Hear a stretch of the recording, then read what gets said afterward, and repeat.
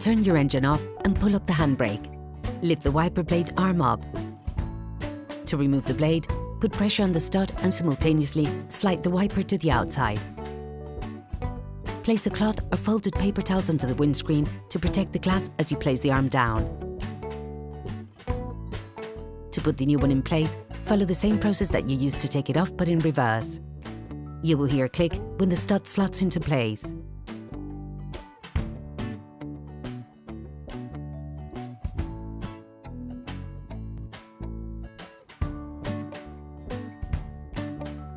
Lift up the arm of the windshield wiper.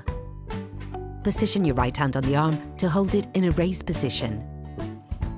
With your thumbs, apply pressure to unclip the rubber wiper. Position the new wiper so that the small fixing bar is located in the front of the hollow used to house the wiper. Once again, holding onto the arm of the windshield wiper, apply pressure towards you to reclip the new rubber wiper. Operation completed.